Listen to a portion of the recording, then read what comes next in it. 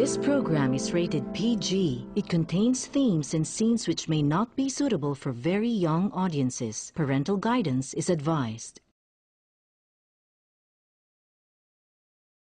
How often do we listen to the tales of conquest, of men who, at their lowest point, stood up, looked at fear in the eye, and spat at his face? How often do we feel that our time, we too, will be able to face the impossible? Persevere, they said. After all, trials are a natural part of life. Despair is merely an emotion.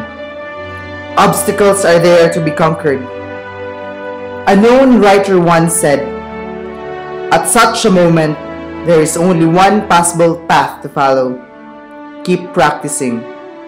Keep on, even if all seems in vain." And we took these words and went on with our lives. We prayed that when the time would come, we would take these words and put into practice. We hoped that whatever may be, we would never surrender, even if all seems in vain. Sometimes, what seems to be, would be.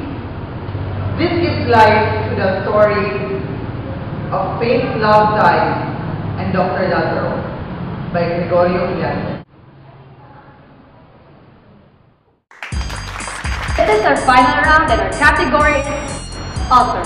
Clue number 1. He is a Tarlaqueño and an Atenista.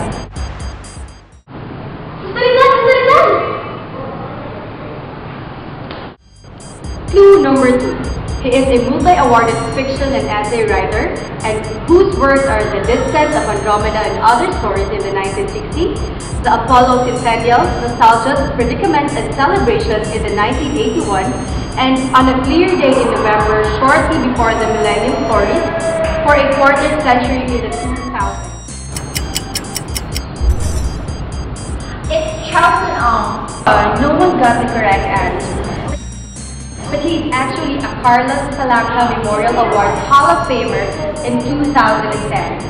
He is Gregorio Brillantes.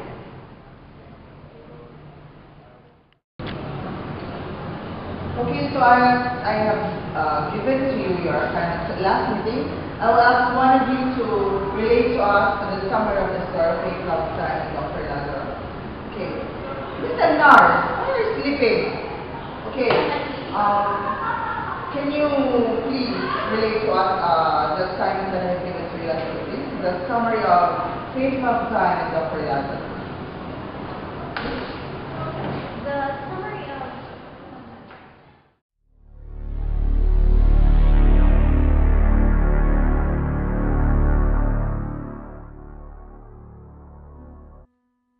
A night of Chopin was prematurely halted by an urgent phone call. Duty calls for Dr. Lazaro, the seasoned medical practitioner, casually prepared for yet another long night of aiding a patient he already deemed hopeless. This time, it was an infant stricken with tetanus. Carelessness, he thought. Having already dismissed his driver for the day, Dr. Lazaro brought along his son, Ben, to accompany him in the journey. Ben had come home for the summer, having stayed at Manila for his schooling. Throughout the most part of the journey, the conversation was monotonous. It was the usual talk between a father and his child, which was the latter's future. The two soon arrived at a gas station, where Esteban, the sick infant's father, was waiting for their arrival. They then proceeded to Esteban's hut, which was still a walk and a river cross away. Esteban had apologized for the discomfort the doctor had to endure. When they arrived at the small, lamp-lit hut, they were met with melancholy. The mother sat beside her dying child. Dr. Lazaro immediately performed his examination on the suffering body. Although he had little faith on the obviously fatal case, the physician instinct in him pushed him to try. Alas, there was simply no time left. The child would die in the arms of her loving mother. The old doctor pushed himself up and expressed his resignation. He stood and was about to walk out of the room when he saw Ben. The young lad had taken some water and performed a baptism for the infant. In the time of hopelessness, he made an act of love. The journey back home was filled with queries. The revelation of the son's desire to be a servant of God seemed to amuse the father. Dr. Lazaro, in that short moment, began to think about his faithful past before the demise of the other son. That car ride became the source of careful meditation for the wizened healer. But, in the end, it was all a mere momentous glance, and with that came nothing. Oh, I didn't expect her to be that impressive in Lazaro. And with that, I want to test your critical thinking. Now, I want you to get a partner, and then I want you to discuss with your partner. Wait, I want you to discuss with your partners the themes and the literary techniques used by the author in the story, okay? And that will be checked next meeting.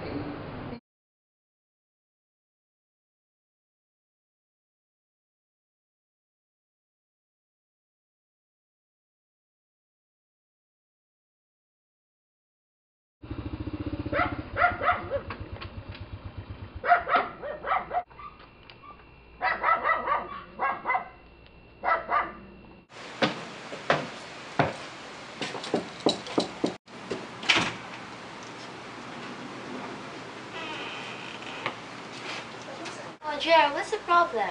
I don't know. This is so hard. Oh my gosh. What? What do you find challenging in our Let me see. assignment? Oh, see. As we venture more on the essence of Brillantes' narrative, we can see that it is clearly focused on the spiritual aspect of a human. The whole situation revolves around the contrasting spiritual personalities of Dr. Lazaro and his son, Ben. Asa plantaw ko, Bi?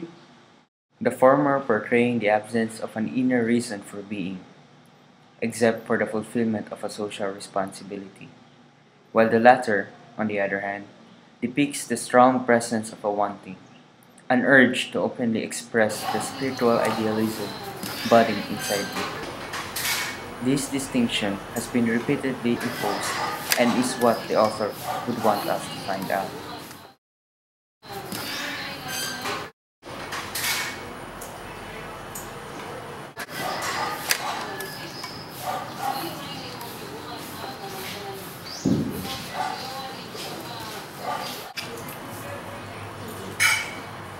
Hello? Yeah, what's up? You already have the assignment for our literature? I'm having a headache analyzing, but I'm pretty sure it has something to do with symbolism. Symbolism? Entities representing concepts, like, for example, in the story, it uses the baby as a symbol of Dr. Lazaro's faith. You see, it died, so meaning Dr. Lazaro is spiritually dead. Ah, nice. What else do you have? I'm also thinking about juxtaposition, the two characters being contrasted and compared. Like in the story, Ben and Dr. Lazaro. On one hand, Ben is a man of faith, emotional, warm, optimistic, and hopeful. While on the other hand, Dr. Lazaro, his father, he is cold. He is very rational, very scientific because he's a man of science. Yeah, I think that's it. Hey, how come you're just sitting there, or probably sitting or watching TV, just listen to me? Do you have an assignment? Of course not. I also have an answer, but it's just one, objective correlative. It is a set of action that is symbolic in the theme making.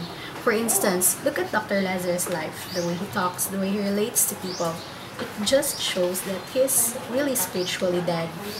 And when his son Ben baptized the baby, it also shows that his faith has been reborn.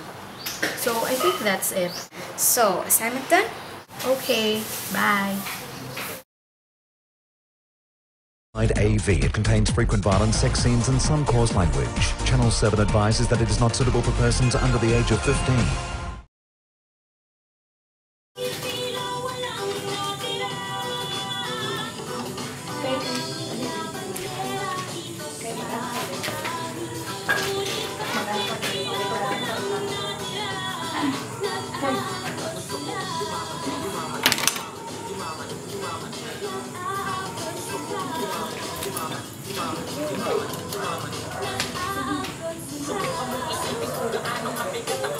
Nadawag na kung nagkasyagit-syagit.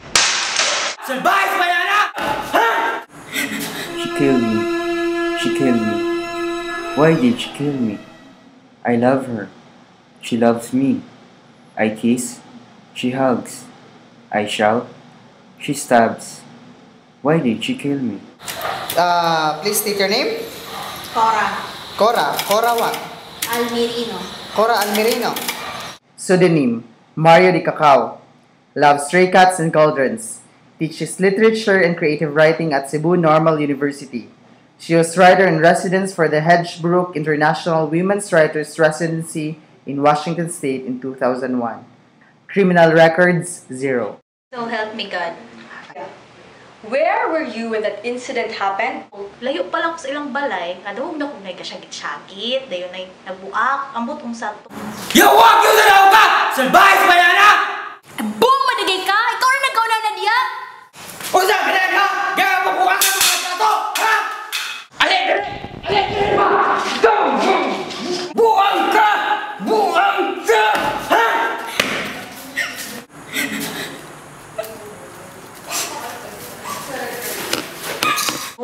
So, wala na lang ko nagpaduol, palayo na lang po ko kay puganahan mag-isaw-saw anang mag-asawa kay laing pagbiya, ko akong asawa, yan puganahan ni hilabtan me, o mao na siya. So, nibalik na lang ko pagkataon-taon.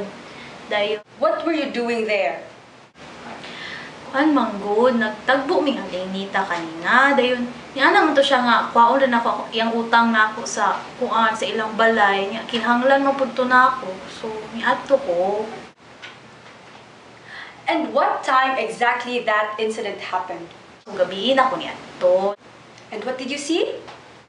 Kitaan ako si pare dito.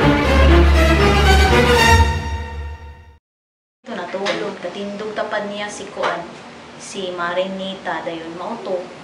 Naggunit na siya taas nga kutsilyo, dayon iyang gituksak iyang bana. Balik-balik jud, balik-balik murag walay kaundamon to iyang ibuhat. Mura siya ako agbaboy. Mauto, iyang ginuksak, iyang gigisa, iyang bana. Kaya himo daw siya sisi. Then mauto, nakita na ko to siya nga kuan siya, iyang gitiluan tong dugo sa iyang bana, murag kuan pa dagoy tabang pa dagoy para niya, iyang gidungagang asin. Mauto niya, mura man to kung nakitaan. Nitilaw mo to siya, ni ko siya plato, tinidor o kutsara, iyang ibutang, iyang gitiluan. Wala siya ganahin, iyang gihatag sa iro. Iro pod, arte pod, ganahan siya dog pod, wala niya tan. Pagkahuman nato, pahawa si Aling Nita, naglakaw-lakaw siya sa dalan. Ako, pahawa na lang po ko dito, nagtawag ng polis, nakita na nila. Mauto. That's all, Your Honor.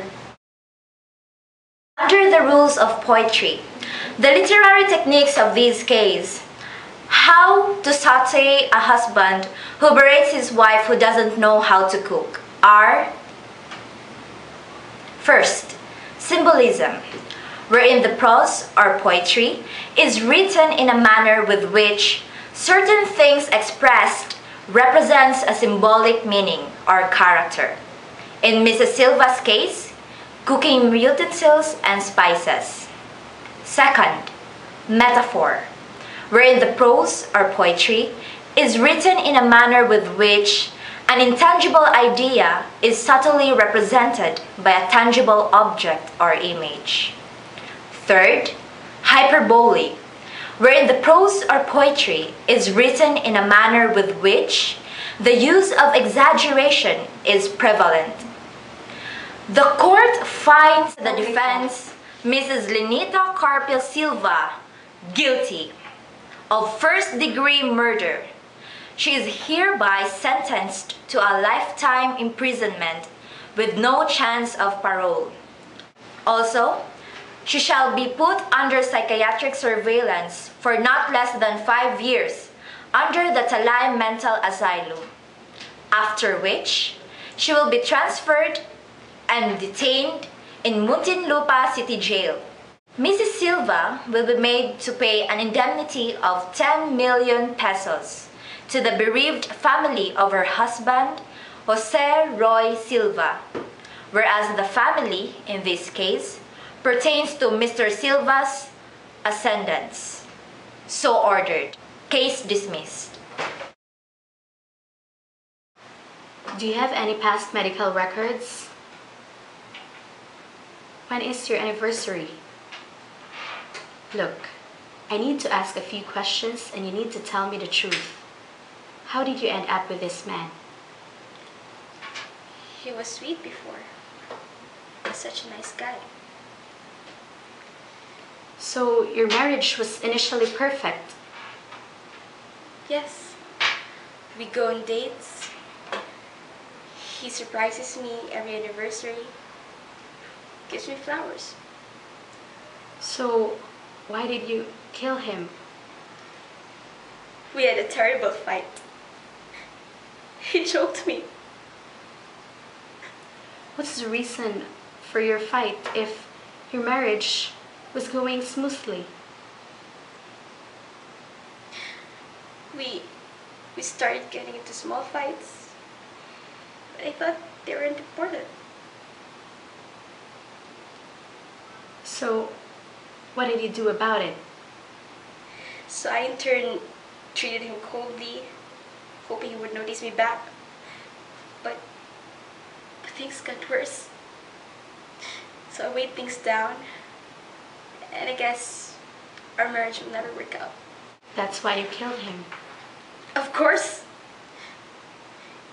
He's a good-for-nothing husband. He deserved it.